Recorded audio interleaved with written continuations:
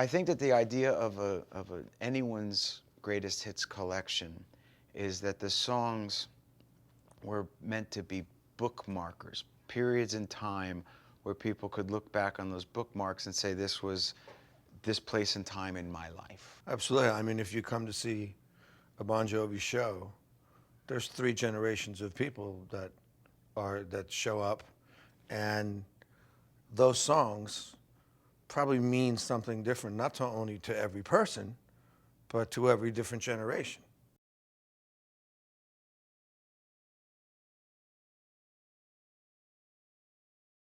When I wrote Runaway, I realized at the time, even as a young boy, that in order to have what was called a career in music, you were going to have to start writing. But at the house that I grew up in penned that, and fortunately, it became a single in the song and the record, and all the things that subsequently followed.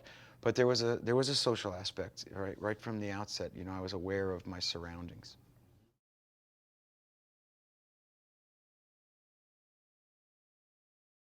It was our first big hit, and I was just thrilled. So there's a lot of respect for that song. The magic of a song like that is that it is timeless, and it knows no bounds, religion or borders or languages at this point. That same struggle is universal and timeless.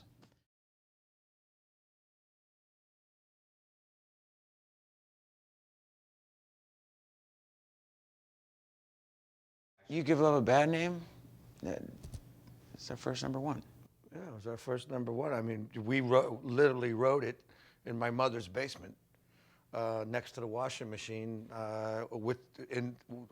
on the old kitchen set, just over a cup of coffee and conversation. A lot of times it's spontaneous combustion.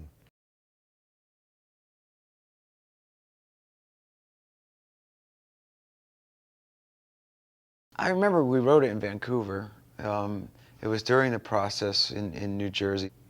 That long introduction was going to start the album off, and the idea that we were thinking show opener, and the interaction with our audience, and trust me and I'll trust you, kind of lay your hands on me, and I'll carry you through.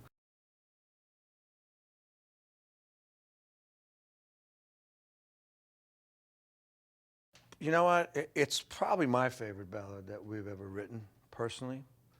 Again, it was another one of those wonderful number one experience moments. Just to add to one thing about I'll Be There For You that Richie had said, is I think that any great ballad needs just a little bit of pain in it.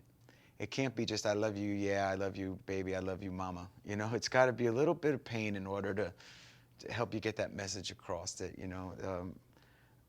through the pain, comes the sun, shining someday.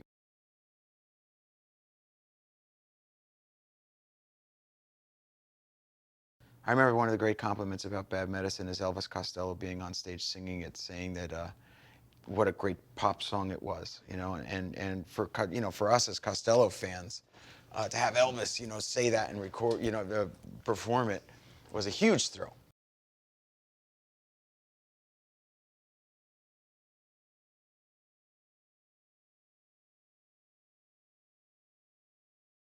I wrote that in a period while we were getting songs together for Keep the Faith. Richie had done his first solo record, and I had done the Young Guns record. And so we had taken this very conscious time and place and period away from the band, because we had had 4 albums back to back to back to back, and the business has gotten so overwhelming. And that day I sat there incredibly hungover and hit a couple of chords and sitting here wasted and wounded at this old piano, trying hard to capture the moment. But this morning I don't know, because there's a bottle of vodka still lodged in my head, and some blonde gave me nightmares. I think she's still in my bed. And I took my time and got it right, and it told a great story that I just really wanted to get the hell away from Los Angeles and go home where it was safe.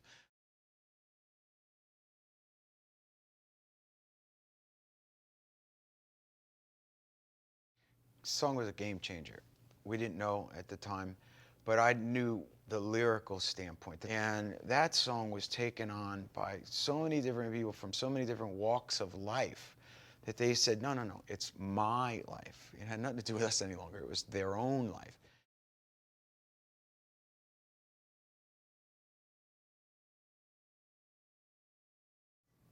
It was in your Malibu house Yeah, that we did it, yeah. and Dave and I had been pounding that one out for. David wanted to write a song so bad he barely gets in between to ever write anything. And I started to write that with him, and we were calling it "Changing Water into Wine," and it was just never working, never working, never working. And then Richie came over, and you know what? It was a title that I had that was a ballad, but the title that I was working on for a solo album that I had was called "If You Were in These Arms Tonight," and it was something that I never used. And I said, "How about in these arms?" And we just kind of went at it and fix the chorus. yeah, we pounded it out. And you know, sometimes it happens that way.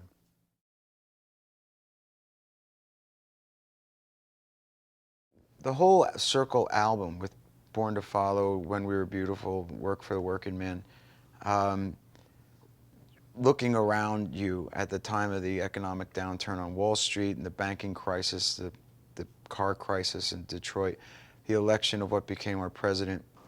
With the chain of events, we wrote what became The Circle, and in the excitement of what was becoming the election of our president, and subsequently these uprisings against these dictators, we were able to come out with an empowering song like "Born to Follow," and the reaction from the audience from the first day was one of unity. It felt like that kind of song you were proud to write and want to play live for a long time. There was that kind of feeling, like, okay, man, like, take the bull by the horns. I know it's tough right now, but if you're going to get through it, you're going to have to do something. Everybody's going to have to do something, not just one of us. It's got to be, everybody's got to do a little something.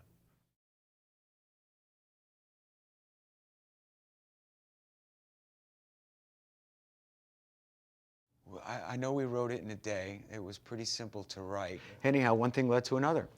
And, Who Says is became the New Jersey tourism theme song. It did, in fact, become the New Jersey tourism theme song. Exactly.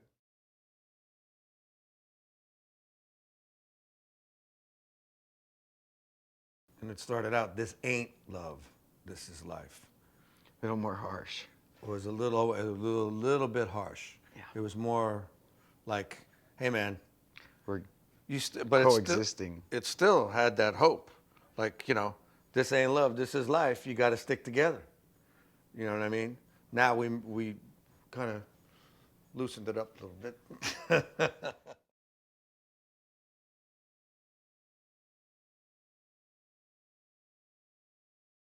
No matter who you are, you can relate that kind of a theme to your life. If you're a kid in school, or if you're a guy that has to go to work and has a hobby at night, this is who I am, this is what I do. If you don't like it, too bad.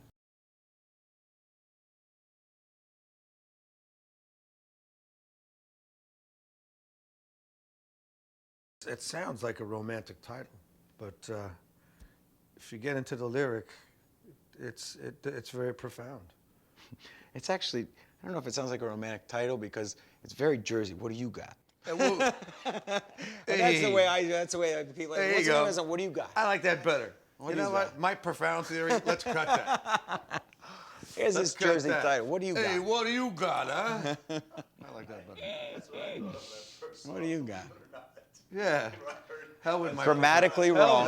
Hell with my Grammatically profound theory. wrong. It's, Grammatically incorrect. It's completely grammatically What do you got? incorrect. What do you got? Anthematic. What? Perfect, hey. See, in Jersey, we didn't have a T. It's just what? We didn't take English in Jersey. We didn't take it. What?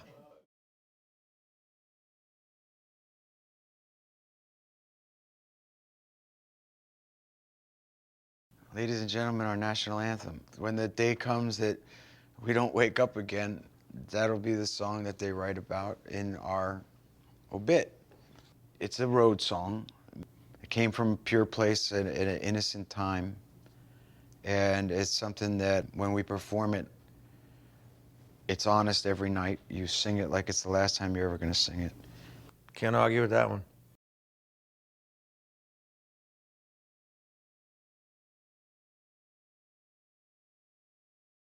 It's been a blessed life because anyone who gets the opportunity to do what they love to do and then to actually get paid to do it, you don't take that for granted.